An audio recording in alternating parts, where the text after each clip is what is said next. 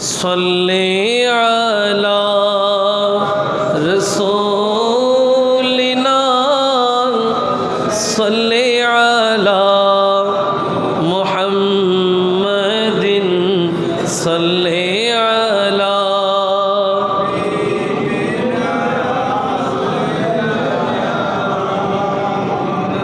আর একটু মনের ভেতর থেকে ভালোবাসা নিয়ে নবীজির প্রতি দুরূদ শরীফ সাল্লি আলা রাসূলিনা সাল্লি আলা সাল্লি আলা হাবিব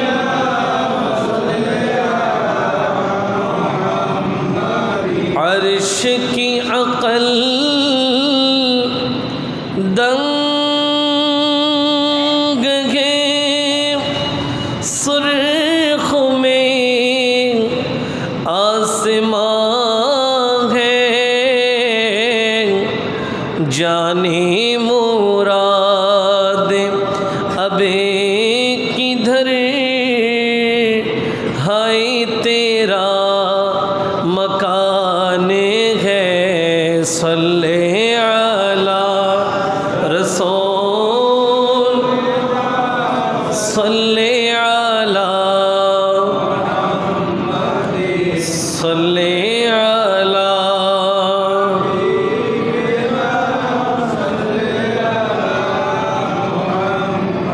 बज़ में सनाए ज़ुल्फ़ में मेरी अरूसे फ़िक्र को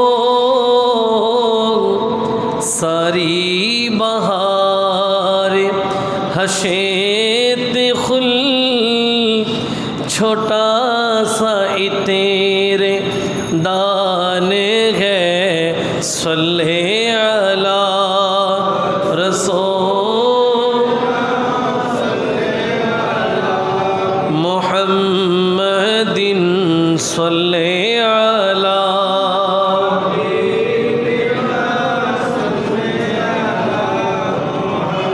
वो जो न थे तो कुछ न था वो जो न हो तो कुछ न हो जाने है वो जहान की जाने है तो जहान है सल्ले अला सल्ले अला मुहम्मदिन सल्ले अला सल्ले अला मुहम्मदिन सल्ले अला रसूलिना मुहम्मदिन सल्ले अला हबीबिना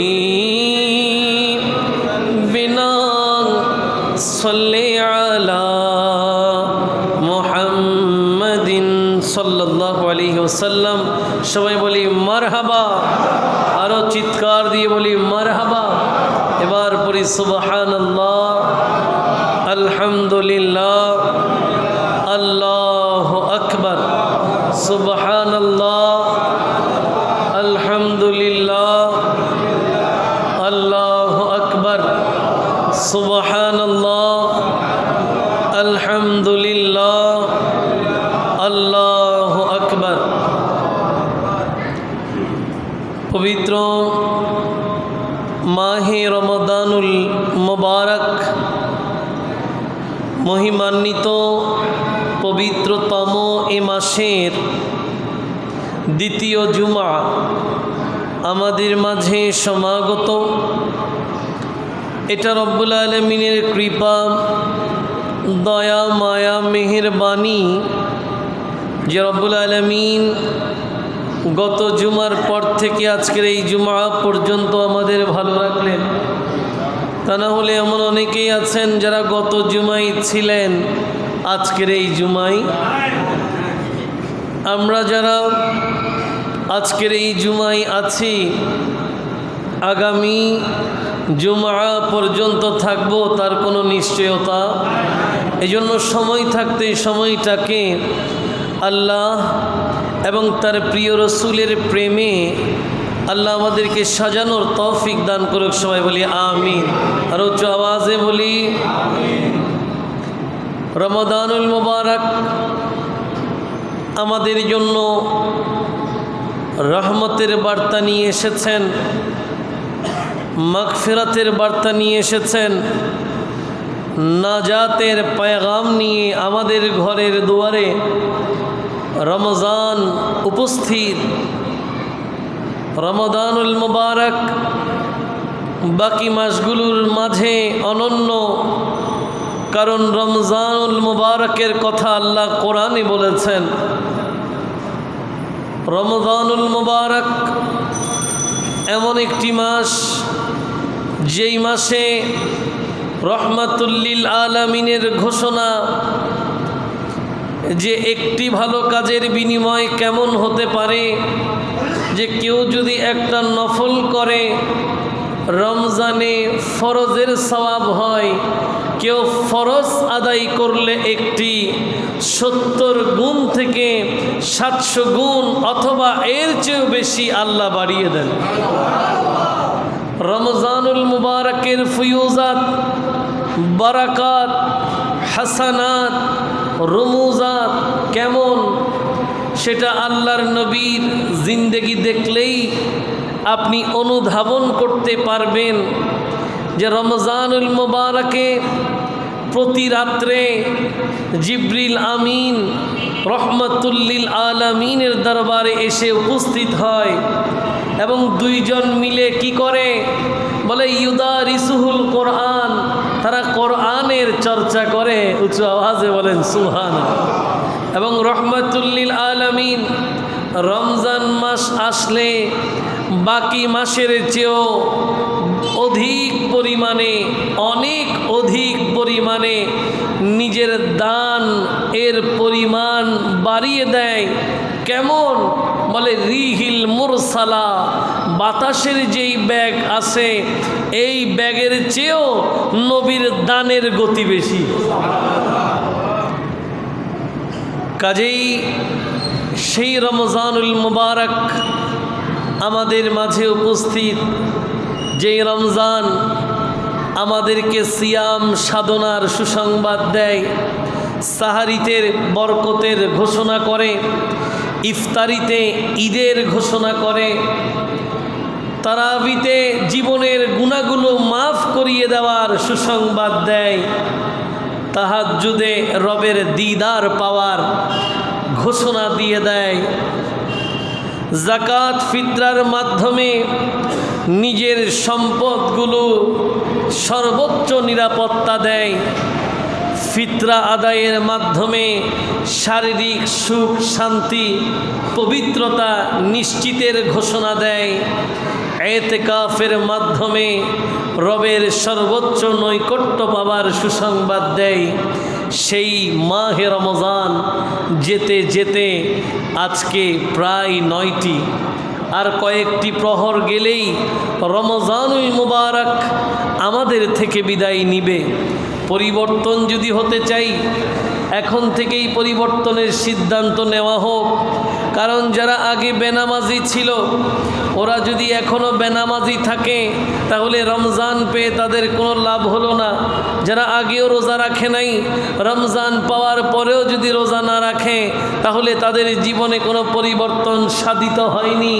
যারা আগে কোরআন তিলাওয়াত করে নাই, রমজান কোরআন অবতীর্ণের মাস, রমজান পাওয়ার পরেও কোরআনটা খুলে দেখে নাই, তাদের জন্য তাদের জীবনে কোনো পরিবর্তন হয়নি। কাজেই এখনো সময় আছে, চাইলেই পরিবর্তন হতে পারেন। আল্লাহ আমাদেরকে আজ থেকে আরও বেশি পরিমাণে রমজানুল মুবারকে ইবাদত করার তৌফিক দান করুক। সবাই বলি আমিন। আল্লাহুম্মা সাল্লি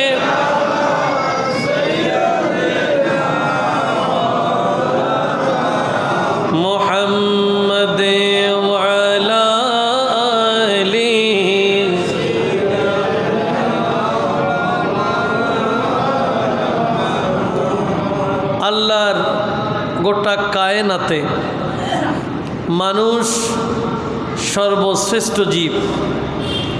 মানুষের নাম আশরাফুল মখলুকাত। গোটা মখলুকাতে এরা আশরাফ, সর্বোচ্চ সম্মান।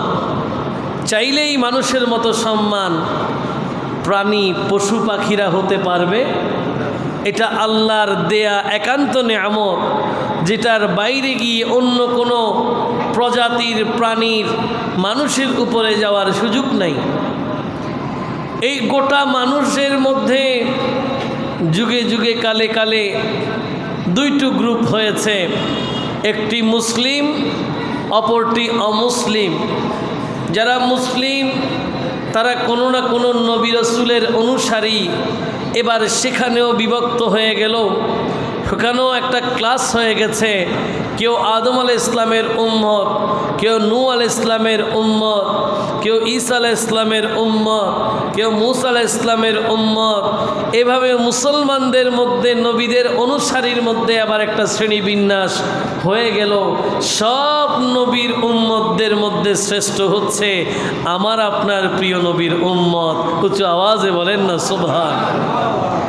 এবার সেই রহমতুল্লিল আলামিন নবীর উম্মতের মধ্যে দুটা বিষয় দেখা যায়, দুটো শ্রেণী দেখা যায়। একটি হচ্ছে ধনী, একটি হচ্ছে গরিব। একটি ধনী আর একটি গরিব। কাউকে আল্লাহ পাক ধন দিয়ে দামি করেছেন, কাউকে আল্লাহ পাক দারিদ্রতা গরিবি দিয়ে দামি করেছেন। দুইটাই আপন জায়গায় বড় চমৎকার অবস্থা। যারা কাজে লাগাতে পেরেছে তারা দুই জায়গায় দামি। আল্লাহর নবীর সাহাবায়ে কেরামের জিন্দেগি যদি দেখেন, দেখবেন ওই সময় সবচেয়ে দামি ধনীদের মধ্যে একজন হযরত উসমানে যুন্নুরাইন রাদিয়াল্লাহু তাআলা আনহু। উচ্চ আওয়াজে বলেন না সুবহানাল্লাহ। উনি কেমন ধনী? যিনি তার গোটা জিন্দেগির যত সম্পদ ছিল সবগুলো রহমতুল্লিল আলামিনের কদমে বিলীন করে দিয়েছেন। দামি ধনী, এমন ধন পেয়েছেন যেটার মাধ্যমে তিনি দামি হয়ে গেছেন। আবার সাহাবীদের জিন্দেগিতে এমন গরিবিও আছে, যাদের গরিবি, যাদের দারিদ্র দিয়ে আল্লাহ তাদেরকে দামি করেছেন। যেমন হযরত আবু হুরাইরা রাদিয়াল্লাহু তাআলা আনহু। উচ্চ আওয়াজে বলেন সুবহানাল্লাহ। আপনি যদি চিন্তা করেন, আমি দুইজন সাহাবীর নাম বললাম, একজন ধনীর জন্য প্রসিদ্ধ বলা যায়, আর একজন গরিবিতে ছিলেন, এরকম হাদিস ভুরি ভুরি আছে। তাহলে দুইজন সাহাবীকে সামনে নেন, এই কথাটা কি বলা যায় না যে একজনকে আল্লাহ পাক ধন দিয়ে দামি করেছেন, একজনকে আল্লাহ পাক ধন না দিয়ে দামি করেছেন? দুইজনই আপন জায়গায় দামি, কেউই অসুবিধার মধ্যে, দুইজনই সুবিধার মধ্যে আছে। দুইজনের অবস্থা ভিন্ন। যিনি ধনী তার অবস্থা ধনীর মতো, যিনি গরিব তার অবস্থা গরিবের মতো। উসমানে যুন্নুরাইনের মাকাম দেখেন যে আল্লাহর নবী তার ব্যাপারে বলছেন যে তুমি যুন্নুরাইন, দুটি নূরের অধিকারী। আমি নবীর জিসমে আনোয়ারের সাথে সম্পৃক্ত দুটা কন্যা, তোমাকে বিবাহ দিলাম, তবে তোমাকে জানিয়ে রাখলাম তুমি ওই জাত, তুমি ওই রকম চমৎকার সব ব্যক্তি। আমার যদি আরো মেয়ে থাকতো আমি তোমাকে বিয়ে দিতাম। বুঝতেই পারছেন, যার সাহেবুল হায়া, যার ইজ্জত কোন মাকামে গেলে খুদ রহমতুল্লিল আলামিন এই কথা বলে। চারিত্রিক বৈশিষ্ট্য কত চমৎকার ছিল। এবার উল্টো পিঠে যদি দেখেন, হযরত আবু হুরাইরা রাদিয়াল্লাহু তাআলা, উনি কোন জাত? উনি আল্লাহর নবীর থেকে সবচেয়ে বেশি হাদিস বর্ণনা করেছেন। এই কথা আপনাদের অনেকের মুখস্থ হয়ে গেছে। বারবার বলেছি, হাদিস জগতে যার আশেপাশে কেউ নাই, অর্ধেক বর্ণনা আছে, কাছাকাছি কেউ যেতে পারে নাই, তিনি হচ্ছেন হযরত আবু হুরাইরা রাদিয়াল্লাহু তাআলা আনহু। উনি আল্লাহর নবী রহমাতুল্লিল আলামিনকে বলছেন, ইয়া রাসূলুল্লাহ, বুখারী শরীফের হাদিস, যে আমি তো আপনার কাছ থেকে হাদিস শুনি, কিন্তু আমি তো মনে রাখতে পারি না।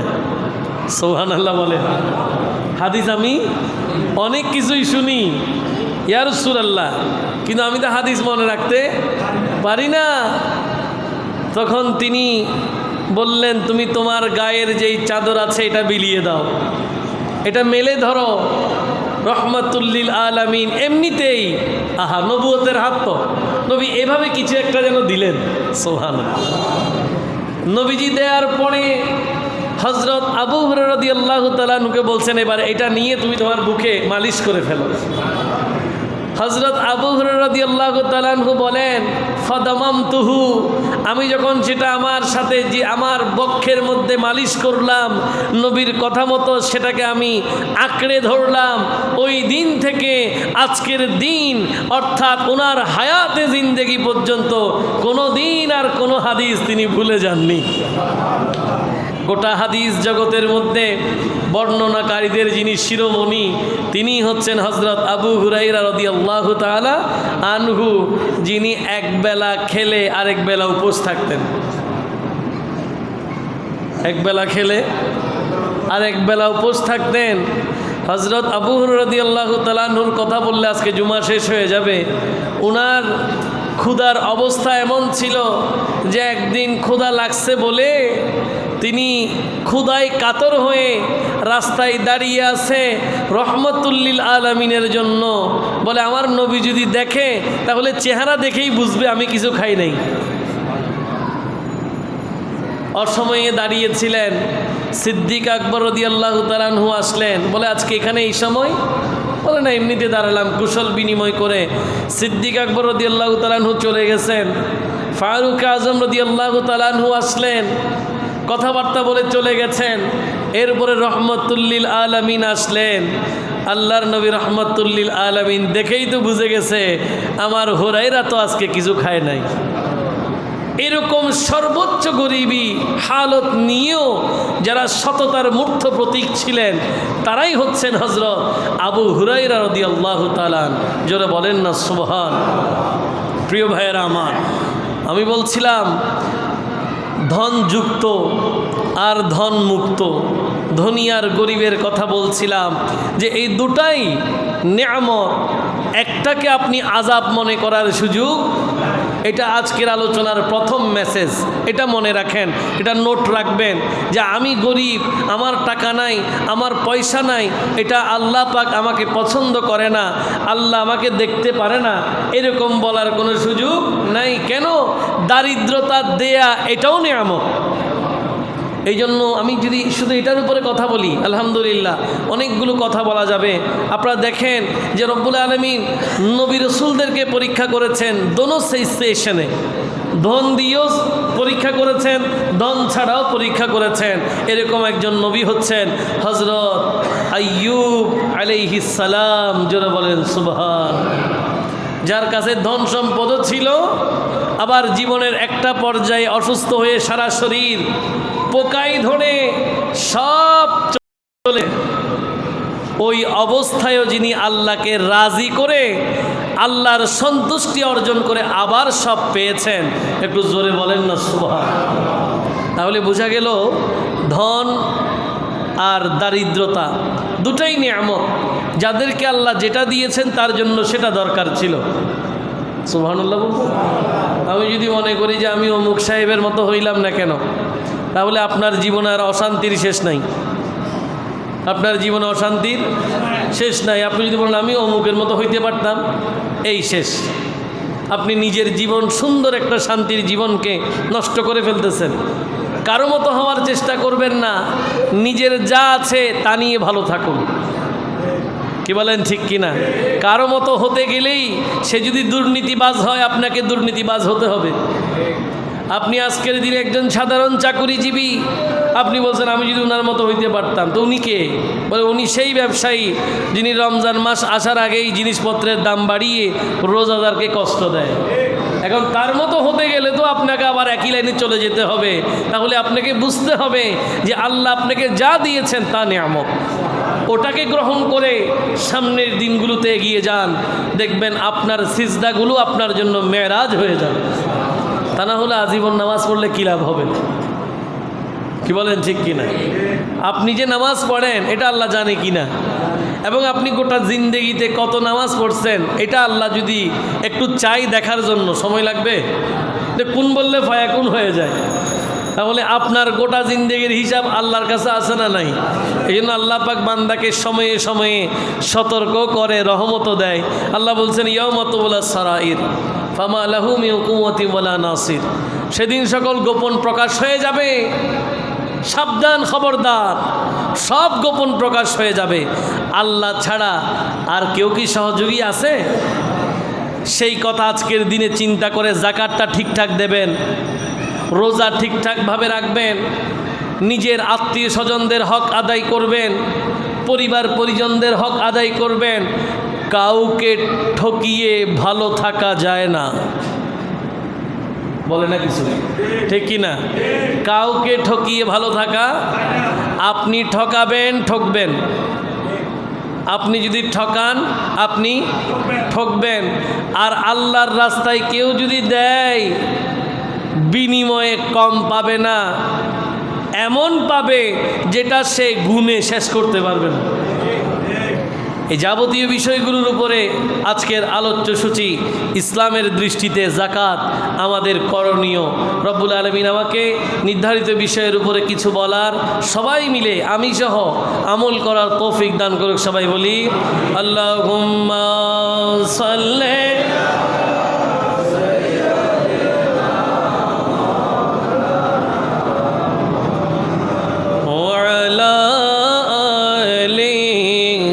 সাইয়্যিদিনা।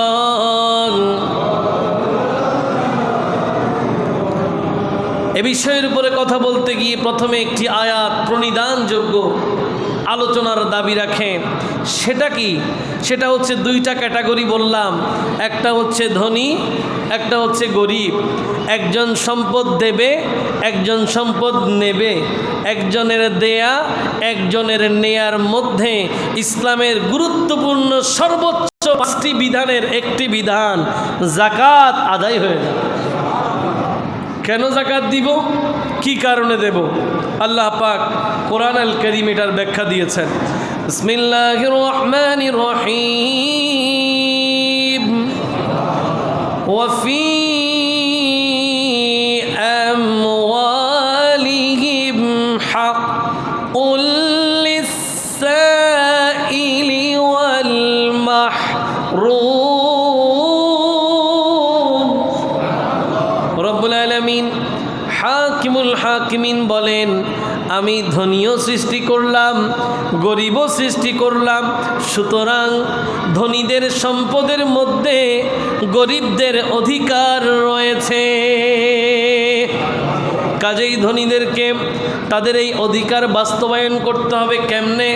গরিবদেরকে তাদের সম্পদ বন্টনের মাধ্যমে। কিসের মাধ্যমে বন্টন করবে? বলে যাকাতের নীতিমালায় বন্টন করবে, ফিতরার নীতিমালায় বন্টন করবে।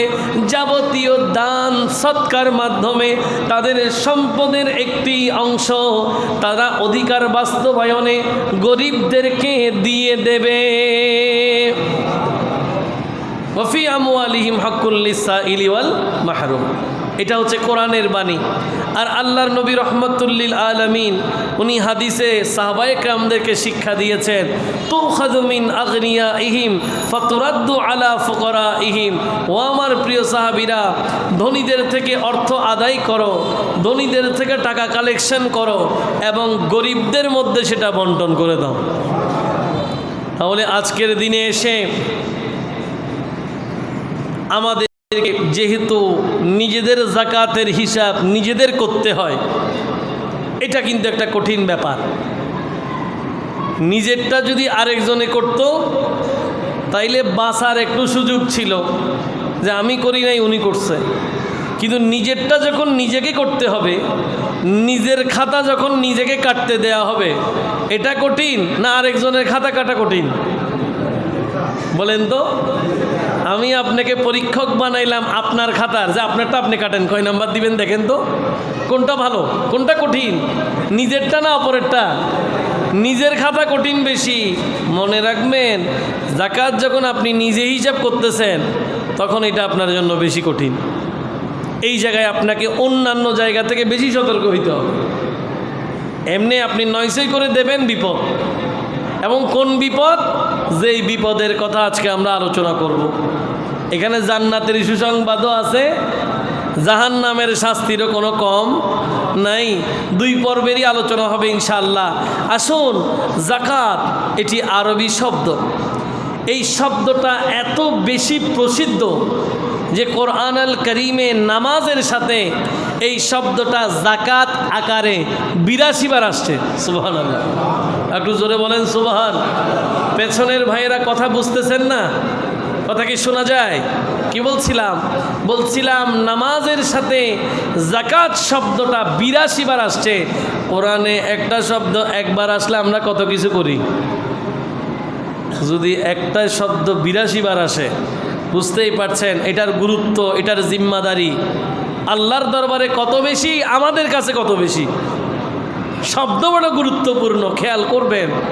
শব্দ যেহেতু রিপিট হয়, একই কথা আল্লাহ রিপিট করছেন, এর মানে হচ্ছে রিপিট করা মানে মনোযোগ আকর্ষণ করা। রিপিট করা মানে আপনার সর্বোচ্চ এই জায়গায় করণীয় আছে। এই জন্য একবার নয়, 2 বার নয়, 82 বার যাকাতের শব্দ এনে আল্লাহ পাক ধনীদেরকে সর্বোচ্চ সতর্ক করেছেন। আজ যাই হোক, যাকাতের মধ্যে 9-6 করা যাবে। এবার আসেন, যাকাত শব্দের কিছু অর্থ আছে। 1 নম্বর একটা অর্থ খেয়াল করেন, আল বারাকাতু ওয়ান নুমা। যুগের শ্রেষ্ঠ আরবি বেত্তাগণ আল কামসুল ফিক অভিধান গ্রন্থে যাকাতের কয়েকটা শব্দ এনেছেন। এর মধ্যে একটি হচ্ছে আল বারাকাতু ওয়ান নুমা। যাকাত অর্থ কি? বলে বরকত লাভ করা, বৃদ্ধি পাওয়া। কি বরকত লাভ করবে, কি বৃদ্ধি পাবে? বলে যাকাত আদায়ের মাধ্যমে বাকি সম্পদের মধ্যে বরকত হবে। যাকাত আদায়ের মাধ্যমে আল্লাহর দেয়া ওয়াদা অনুসারে সঠিকভাবে যাকাত আদায় করলে পরবর্তীতে সম্পদ বেড়ে যাবে। আরেকটি অর্থ সাফওয়াতুশ শাই, কোনো বস্তুকে পরিষ্কার করা। মানে কি? মানে হচ্ছে যাকাত দেওয়ার মাধ্যমে আপনার সম্পদ পবিত্র হয়ে যায়। চাইলেই এই সম্পদ পুড়ে যাবে না। যাকাত দেওয়া সম্পদ কখনো আগুনে পুড়ে না। সুবহানাল্লাহ পড়েন। অনেক জায়গায় আগুন লেগে যায়, বলে মিল কারখানা ধ্বংস হয়ে গেছে। কি গেছে? মিল কারখানা ধ্বংস হয়ে গেছে। মানুষও কান্না করে, বলে 1000 মানুষের রুজি নষ্ট। নষ্ট হবে না? যিনি সাহেবুল মাল, যিনি নিসাব পরিমাণ সম্পত্তির মালিক ছিলেন, উনি যখন সম্পদের যাকাত দিলেন না, ওই সম্পদ ধ্বংস এমনিতেই হবে। কাজেই মনে রাখবেন, নিজের প্লট, নিজের ফ্ল্যাট, নিজের স্টেট, নিজের জমি জমা, নিজের সম্পদ, নিজের ব্যাংক ব্যালেন্স, নিজের অ্যাকাউন্টস, এগুলো যদি নিরাপদ রাখতে হয়, সঠিক নিয়মে যাকাত দিতে হবে। যখন আপনি সঠিক নিয়মে যাকাত দিবেন, কেউ চাইলেও আপনার কোনো ক্ষতি করতে পারবে না। কেন পারবে না? কারণ আপনার সম্পদের জিম্মাদারি নিয়েছেন কে? আরো জোরে বলেন, কে? সঠিক নিয়মে যখন যাকাত দেবেন, তখন আল্লাহই আপনার সম্পদের হেফাজত করবেন, আপনার আর কোনো চিন্তা। প্রিয় ভাইয়ের আমার, কাজেই আমাদেরকে এই বিষয়গুলো খেয়াল করে সঠিক নিয়মে যাকাত আদায়ের তৌফিক দান করুক সবাই বলি। তো যাকাত আদায় কিভাবে হবে? বলে সোজা বাংলা কথা হচ্ছে, যিনি নিসাব পরিমাণ সম্পত্তির মালিক। নিসাব পরিমাণ, নিসাব অর্থ হচ্ছে সঠিক পরিমাপ। নিসাব মানে কি? সঠিক পরিমাপ। আমরা বললাম নিসাব পরিমাণ সম্পত্তির মালিক, তার মানে একটা মিনিমাম কন্টেন্টস বা কনস্টিটিউয়েন্টস, মিনিমাম একটা পরিমাণের পরিমাপক অনুসারে তিনি সম্পদের মালিক। এবার ওনাকে যাকাত দিতে হবে। নিসাব পরিমাণ সম্পত্তির মালিক এবং সেই সম্পদ 1 বছর অতিক্রান্ত হলে ওই সম্পদের উপরে 40 ভাগের 1 ভাগ, 100-এ 2.5 ভাগ, 100-তে 2.5 টাকা, লাখে 2.500 টাকা যাকাত ফরজ। একটু জোরে বলেন সুবহান। আমি কি কথা বুঝাইতে পারছি? যিনি নিসাব পরিমাণ সম্পদের মালিক এবং সেই সম্পদ প্রয়োজনের অতিরিক্ত সেই সম্পদ একটি বছর অতিক্রান্ত হয়েছে, ওই সম্পদের উপরে 40 ভাগের 1 ভাগ, শতে 2.5 ভাগ। শতে কত? মানে 100-তে 2.5 টাকা হিসাব করে জাকাত দেওয়া ফরজ, মুস্তাহাব নয়, নফল নয়, সুন্নত নয়, ওয়াজিব নয়, কি? সবাই বলেন কি? জাকাত দেয়া কি? ফরজের মাসালা তো আপনারাই জানেন। আদায় না করলে কি হবে? সওয়াব হবে। কি হবে বলে না? জোরে বলে, আরো জোরে, আর একটু চিৎকার দিয়ে বলে, তাইলে মেসেজ ক্লিয়ার। আপনারা বুঝে গেছেন। বুঝে গেলেই কাজ শেষ। বুঝে গেলেই কি খতিব সাহেবের কাজ আর নাই, কারণ আপনি বুঝে গেছেন। আমি আপনাকে বুঝাতে পেরেছি যে জাকাত দেয়া ফরজ, না দিলে গুনাহগার হবেন। এই মেসেজ যখন আপনার কাছে ক্লিয়ার হয়ে গেছে, কিয়ামতের ময়দানে এটা নিয়ে আমার কাছে রিপিট কোশ্চেনের আর কোনো সুযোগ নেই। এবার আপনাকে প্রশ্ন করবে। এবার প্রশ্ন কার? আপনার কাছে প্রশ্ন প্রস্তুতি আপনাকে নিতে হবে। পরীক্ষার সিলেবাস কি হবে আমি বলে দিলাম। এবার প্রিপারেশন কি আমি নিব না আপনি নেবেন? যে আপনারা নেবেন, যে আল্লাহ তৌফিক দিক সবাই বলি। এবার আসেন, নিসাব পরিমাণ সম্পদের মালিক কেমনে হয়? 3টা বিষয়। 1, স্বর্ণ 7.5 ভরি। কয় ভরি? 2, রূপা 52.5 ভরি। কয় ভরি? অথবা সমপরিমাণ টাকা। সমপরিমাণ কিসের সমপরিমাণ? স্বর্ণের সমপরিমাণ। কিসের সমপরিমাণ? রূপার সমপরিমাণ। তবে যুগের চাহিদা অনুসরণ করে মূলধন টাকা হিসাব করার ক্ষেত্রে রূপার 52.5 ভরির বর্তমান মার্কেট প্রাইস হিসাব করেই আপনাকে মূলধন হিসাব করতে হবে। আপনি স্বর্ণ 7.5 ভরি এই জমানায় খুব বেশি সবার কাছে থাকবে, এটা সম্ভব না। কি বলেন, ঠিক কিনা? সবার কাছে যে 7.5 ভরি স্বর্ণ থাকবে বিষয়টা এরকম নয়। তো আপনার কাছে কয় ভরি আছে? বলে আমার কাছে মাত্র 1 ভরি। মাত্র কত?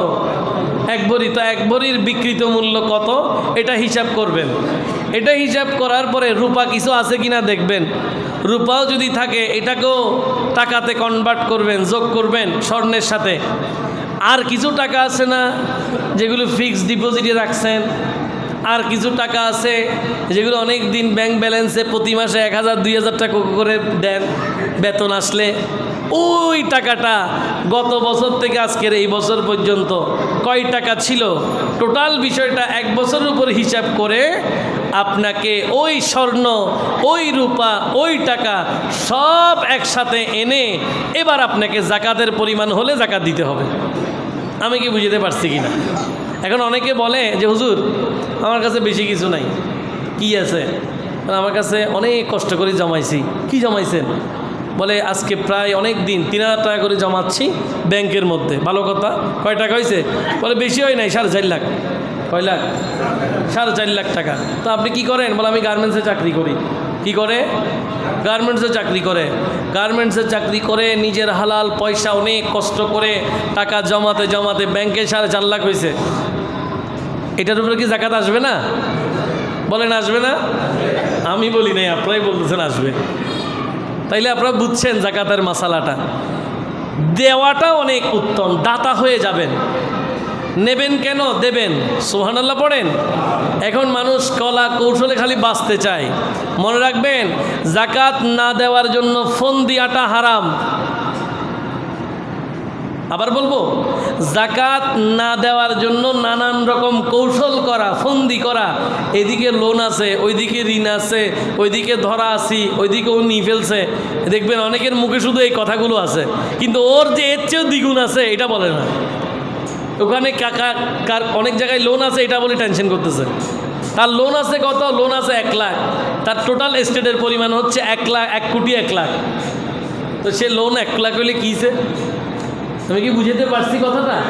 কাজেই আপনাকে আপনার বিবেকের দুয়ারে আমাদের হানি আঘাত, যাদের উপরে এই জাকাত ফরজ তারা অবশ্যই সঠিক নিয়মে জাকাত দেয়া ফরজ, জাকাত দিতে হবে, জাকাত না দেওয়া ছাড়া কোনো উপায় নাই। এবার আসুন জাকাত আদায়ের ফজিলত রব্বুল আলামিন কোরআন আল কারীমে এলান করছেন।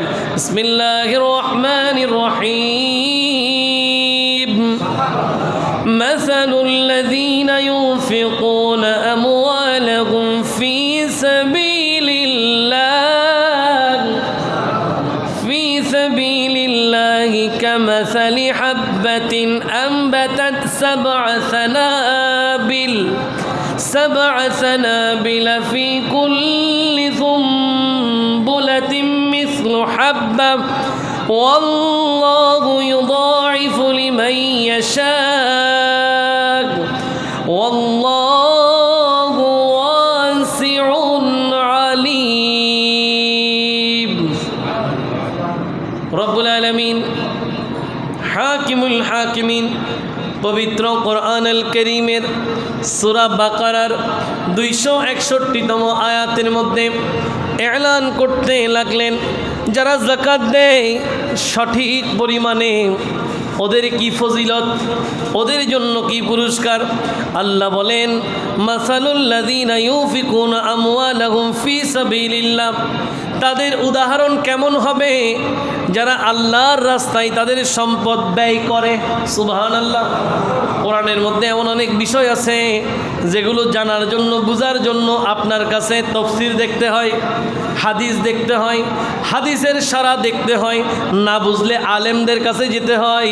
কিন্তু যাকাত এমন একটা বিধান, যাকাত এমন একটা নীতিমালা যেটা বুঝার জন্য আপনার কাছে ইমাম সাহেবের কাছে যাওয়ার দরকার নাই, কোনো মুফতির কাছে ফতোয়ার জন্য যেতে হবে না। আল্লাহ একেবারে সহজ ভাষায় কোরআনের মধ্যে নিজেই সিদ্ধান্ত দিয়েছেন। আল্লাহ বলেন যারা আল্লাহর রাস্তায় সম্পদ ব্যয় করবে তাদের উদাহরণ কেমন হবে বলে কামাসালি হাব্বা, এটা হবে একটা শস্য বীজের মতো। সুবহানাল্লাহ। কিসের মতো? শস্য বীজ। শস্যের বীজ আছে না, বীজ দিলে ওখান থেকে আস্তে আস্তে শস্য বাড়তে থাকে, উৎপন্ন হয় না, বলে ওইটা একটা শস্য বীজের মতো হবে। আম্বাতাত সাবআ সানাবিল, বলে যেই শস্য বীজ থেকে 7টা শীষ উৎপন্ন হয়। একটা শস্য বীজ থেকে কয়টা শীষ? 7টা শীষ উৎপন্ন হয়। ফি কুল্লি সুম্বুলাতিম মিয়াতু হাব্বা, বলে এই এক একটা শীষ থেকে আবার 100টা করে শস্য দানা হয়। জোরে বলেন। তাহলে প্রথমে একটা শস্য বীজ, ওই শস্য বীজ থেকে কয়টা শীষ? 7টা। ওই 7টা শীষের প্রত্যেকটা শীষের মধ্যে কয়টা করে শস্য দানা? 100টা। তাহলে একটা বীজ থেকে 7টা, 7টা থেকে 100টা করে 700টা পর্যন্ত দানা হয়ে যায় এক শস্য বীজ থেকে। রব্বুল আলামিন বলেন যারা আল্লাহর রাস্তায় দান করে, এই দানের ফজিলত, এই দানের বিনিময়, এই দানের সওয়াব এভাবেই বাড়তে থাকবে। জোরে বলেন সুবহান। কিন্তু আল্লাহ বলছেন কোন বান্দা এখান থেকে মনে করবে তাইলে মনে হয়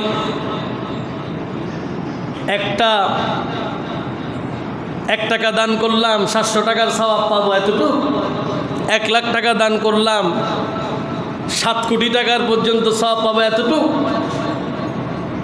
আল্লাহ বলছেন না না, ওয়াল্লাহু ইউদাইফু লিমান ইয়াশা।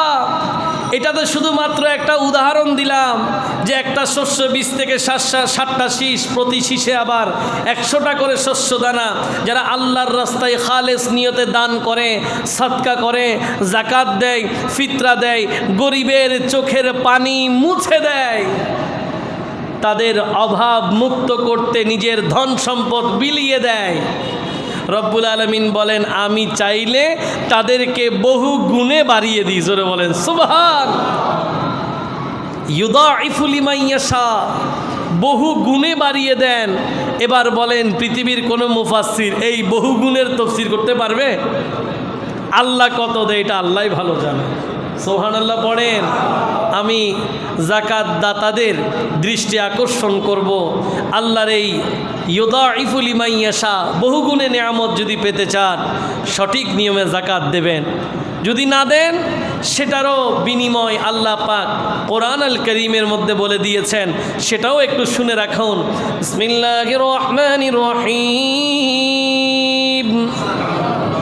والذين يكنزون الذهب والفضة ولا ينفقونها في سبيل الله فبشرهم بعذاب أليم يوم يحمى عليها في نار جهنم فتقوى بها جباههم وجنوبهم وظهورهم هذا ما كنزتم لأنفسكم فذوقوا ما كنتم تكنزون رب العالمين এবার নেয়ামতের পরে শাস্তির কথা বলছেন। দেখেন যাকাত এমন একটা বিধান যেটার নেয়ামতের জন্য কারো কাছে জানতে দরকার, কারো কাছে সওয়াব কত হবে এটা জানার দরকার নাই। কোরআন শরীফ আল্লাহ পাক বলছেন কি মাইর হবে, কি বিচার হবে, কি শাস্তি হবে, এটার জন্য কোনো হুজুরের কাছে যাওয়া কি করবে এটা আল্লাহই বলে দিচ্ছেন। রব্বুল আলামিন পবিত্র কোরআন আল কারীমের সূরা তাওবায় 34-35তম আয়াতে বলছেন ওয়াল্লাযীনা ইয়াকনিযুনাজ যাহাবা ওয়াল ফিদ্দা, যারা যাকাত দেয় না, সোনা রূপা জমাই রাখে, ওয়ালা ইউনফিকুনাহা ফি সাবিলিল্লাহ, আল্লাহর রাস্তায় তারা যাকাত আদায় করে না, এই সম্পদগুলো তারা গচ্ছিত রাখে, সঞ্চয় রাখে, হিসাব করার সময় চুরি করে। হিসাব করার সময় কি করে? সে দেখতেছে তার কাছে 2 কোটি টাকা যাকাত আসবে, এ বলতেছে এগুলো তো এমনি কিছু নাই হুজুর। হুজুরকে কি বলতেছে? হুজুর এগুলো কি নাই, কিছু নাই তো। কত আছে? বলে 1 কোটি। ওই হিসাব 1 কোটি টাকা করে ফেলছে। বাকি 1 কোটিতে কি করেছে? চুরি করেছে, লুকিয়ে ফেলেছে। রব্বুল আলামিন বলেন জেনে রাখো যারা এরকম যাকাত না দিয়ে সম্পদ সঞ্চয় করো ফাবাশশিরহুম বিআযাবিন আলীম, আমি তাদেরকে সুসংবাদ, কঠিন আযাবের। কোন আযাবের? আযাবের কি সুসংবাদ হয়? এটা সতর্কতা হিসেবে বলছেন যে তোমাদেরকে আমি আযাবের সুসংবাদ দিলাম, মনে রাখো।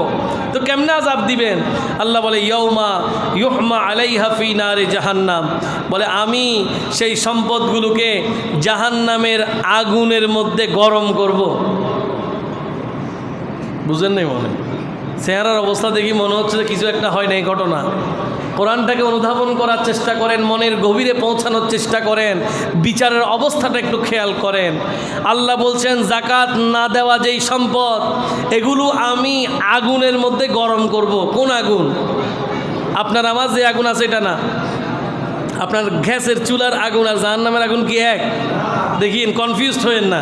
আপনি মনে করতেছেন বার্ডেন হসপিটালে সামান্য এই বিস্ফোরণের মধ্যে পুরে এদের জিন্দেগি যে একেবারে তামা তামা হয়ে যাচ্ছে, কঠিন অবস্থা হয়ে যাচ্ছে, আপনি মনে করতেছেন এখানেই শেষ। না না না না, জাহান্নামের আগুন যেটা, এটা এই আগুন নয়। এটা তো দুনিয়াতে মানুষের ব্যবহারের জন্য একটা সিস্টেম করে দিয়েছেন। জাহান্নামের আগুনকে 3000 বছর জ্বালানো হয়েছে। 3000 বছর আগুনকে বারবার রিফাইন করা হয়েছে। বুঝতেই পারেন এটার উত্তপ্ততা কতটুকু হইতে পারে। মনোযোগ দেন, সাবধান। আল্লাহ বলছেন তোমার যাকাত না দেওয়া সম্পদ আমি সেই আগুনের মধ্যে গরম করব। তো এরপরে কি হবে?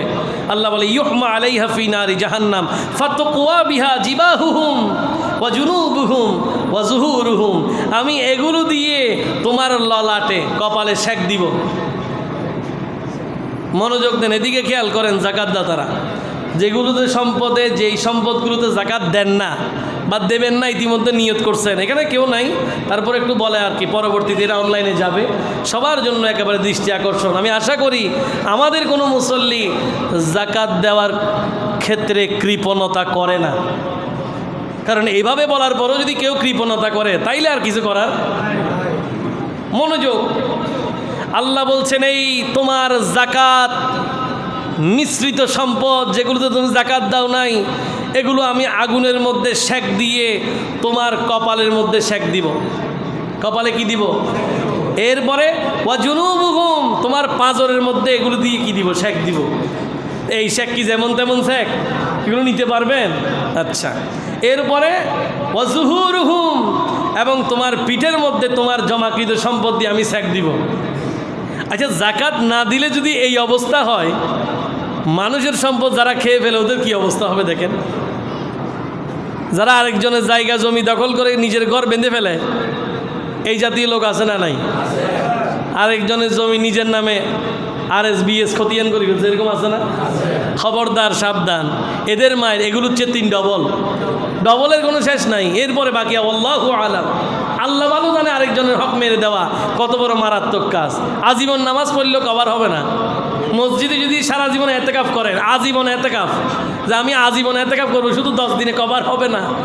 আজীবন মসজিদে থেকে গেল, এখানে নয়, মদিনা শরীফের মধ্যে থেকে গেল আরেকজনের জমি যদি দখল করে ফেলেন, এটার হিসাব আল্লাহর দরবারে দিতে পারবেন না, সুযোগ নেই। কেমনে দেবেন? বান্দা যদি মাফ না করে, মাফ কে করবে? আল্লাহ আমাদেরকে হেফাজত করুন। রব্বুল আলামিন বলছেন, জাকাত মিস্ত্রিদের সম্পদ আমি উত্তপ্ত করে তোমাদেরকে দেব। তো এরপরে বলে, হাদা মা কানাস্তুম লিআনফুসিকুম, শেক দিয়ে দিয়ে বলা হবে, এটা কি জানো? বলে, এটা তোমার জমাকৃত সম্পদ। হাদা মা কানাস্তুম লিআনফুসিকুম, যেটা দুনিয়াতে 2026 সালে গরিবের হক মেরে তুমি যেই জাকাত রেখে দিয়েছো, এই নাও, এটা নাও, শেকগুলো নাও। এবার তো ফাযুকু মা কুনতুম তাকনিদুন, যা কিছু জমা করেছো এগুলোর এবার স্বাদ তুমি গ্রহণ করো। তো আপনারা বলেন, এরকম স্বাদ গ্রহণ করার দরকার আছে না নাই? আছে নাকি? না থাকলে আল্লাহ আমাদেরকে পরিবর্তন হওয়ার তৌফিক দিক। সবাই বলি আল্লাহুম্মা সাল্লি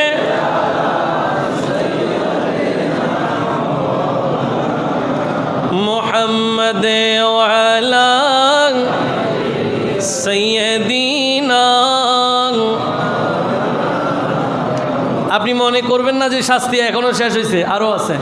কোরআন শরীফের পরের আয়াতটা খেয়াল করেন। রব্বুল আলামিন বলছেন, বিসমিল্লাহির রহমানির রহিম,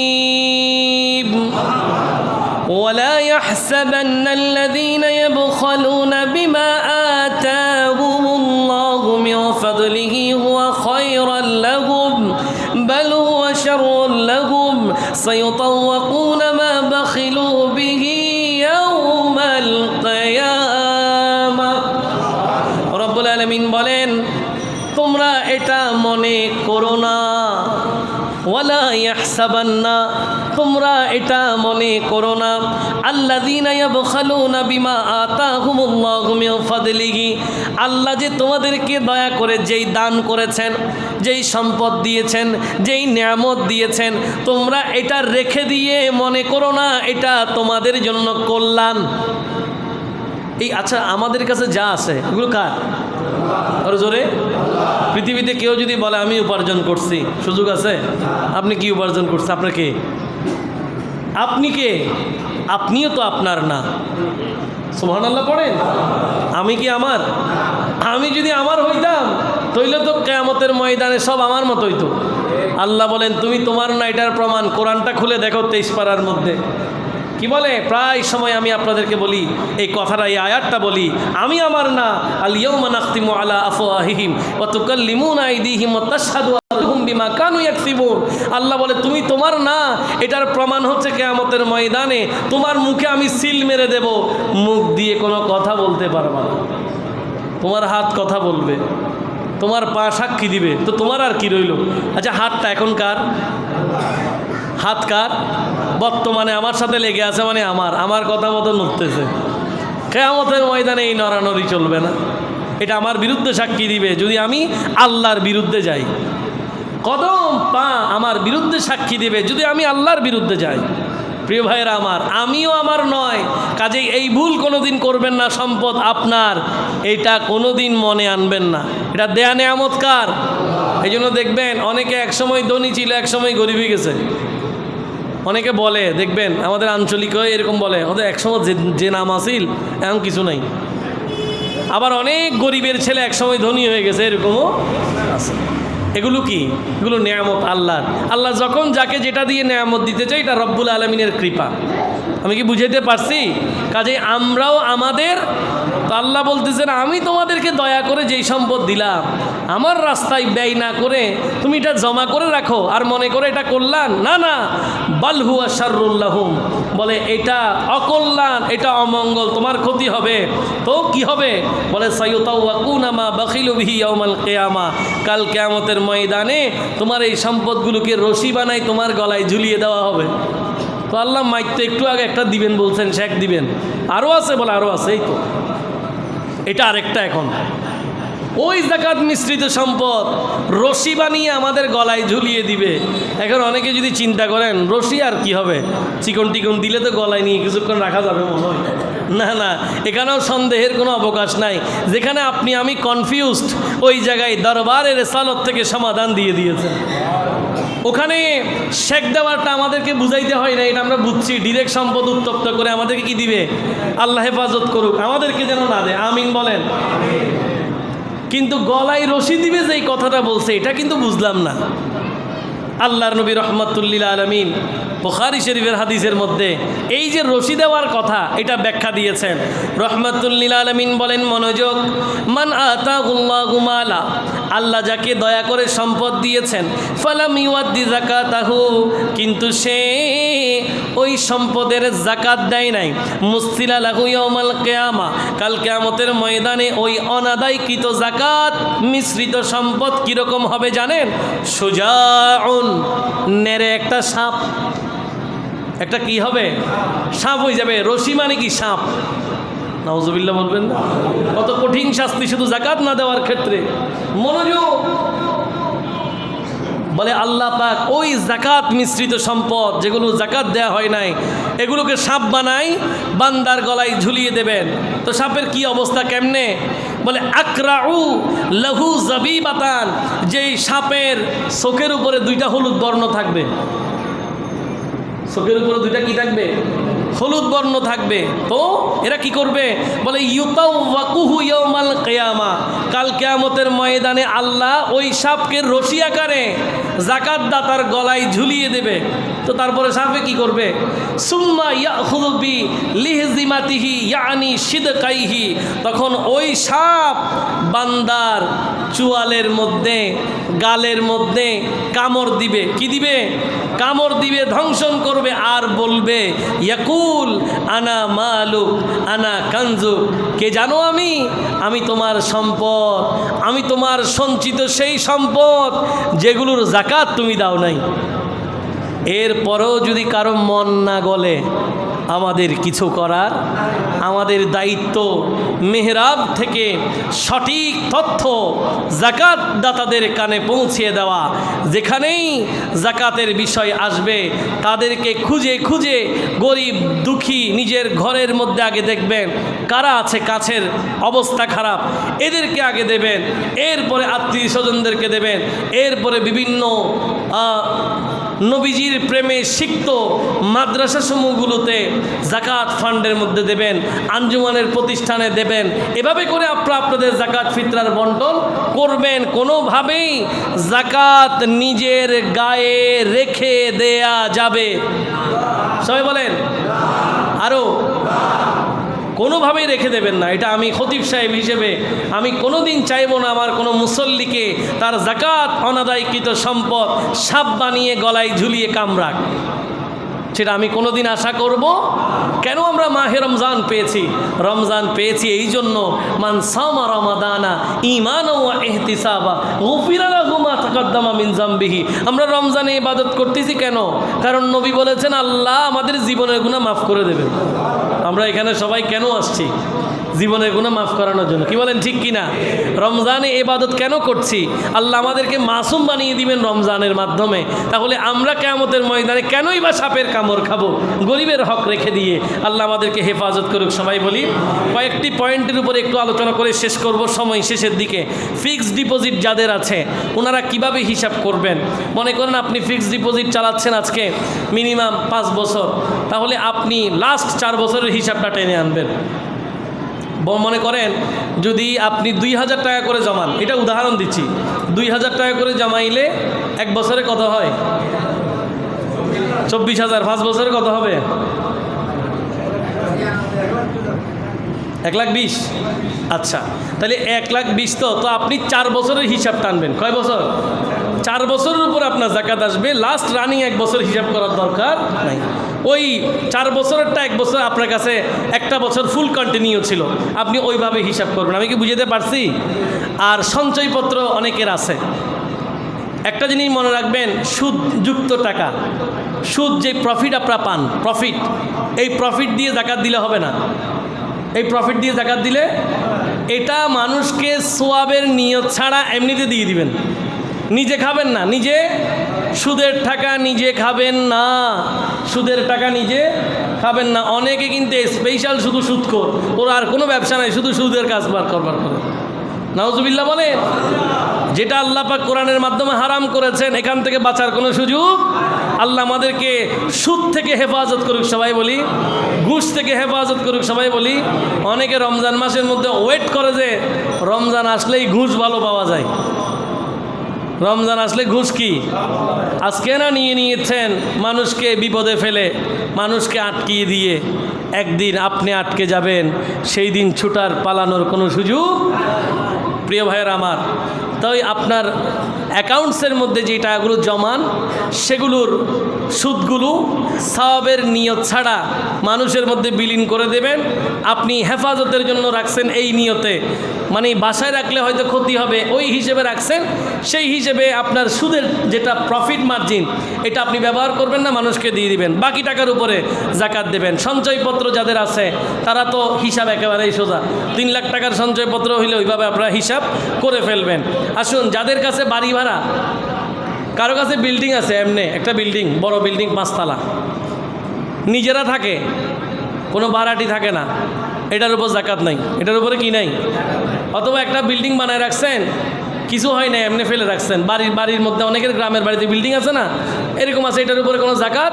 তো জাকাত কিসের উপরে আসবে? জাকাত আসবে যখন সেটাতে মানুষ থাকবে। ওই থাকার পরে একটা ভাড়ার টাকা আসবে না, ওখান থেকে মেনটেনেন্স ফি, বিদ্যুৎ বিল, গ্যাসের বিল, ওয়াসা সবগুলো বাদ দেওয়ার পরে যেই টাকাটা থাকবে, এটা যদি 1 বছর অতিক্রান্ত হয়ে জাকাতের মার্জিন ধরে, ওটার উপরে জাকাত দিতে হবে। আমি কি বুঝতে পারছি? অনেকের কাছে 2-3টা ফ্ল্যাট আছে, খালি ফ্ল্যাটের কোনো কি নাই, জাকাত নাই। অনেকের কাছে প্লট আছে, খালি প্লটের কোনো জাকাত, 20 লাখ টাকা দিয়ে প্লট 3টা কিনে রাখছেন, ওটার উপরে কোনো কি নাই। ইসলাম কত সুন্দর দেখেন, আপনাকে বিপদে ফেলে নাই। আপনি 3টা প্লট কিনে রাখছেন, ওটা জাকাত দিতে হবে না, কিন্তু প্লট যখন জমিতে বর্গা দেবেন, ওখান থেকে টাকা যেটা আসবে ওটার জন্য জাকাত দিতে হবে। ফ্ল্যাট যখন মানুষকে ভাড়া দিবেন, ভাড়ার টাকার উপরে জাকাত দিতে হবে। অনেকে হজ করবে, অনেক দিন খেয়াল করছে, মেয়ের বিবাহ দিবে খেয়াল করছে, লন্ডনে বড় জায়গায় পড়ালেখা করতে যাবে খেয়াল করছে, টাকা জমাচ্ছে ব্যাংকে, হজের টাকাও জমাচ্ছে ব্যাংকে, ওই টাকার উপরও জাকাত দিতে হবে। কিন্তু হ্যাঁ, হজের ক্ষেত্রে এজেন্সিতে যদি টাকা জমা দিয়ে দেন, সেক্ষেত্রে জাকাত দিতে হবে না। যেগুলো খুব বেশি ক্রিটিক্যাল ছিল, আমাদের জীবন ঘনিষ্ঠ মাসালা ছিল, এই বিষয়গুলো আপনাদের সামনে তুলে ধরলাম। ইসলামের দৃষ্টিতে জাকাতের সঠিক বিধান তুলে ধরলাম। আল্লাহ আমাদেরকে সঠিক নিয়মে জাকাত আদায়ের তৌফিক দান করুক, সবাই বলি, আর উঁচু আওয়াজে বলি। এবার একটি দাওয়াতনামা আমাদের এই ঐতিহ্যবাহী হাজি ঠান্ডা মিয়া সওদাগর জামে মসজিদে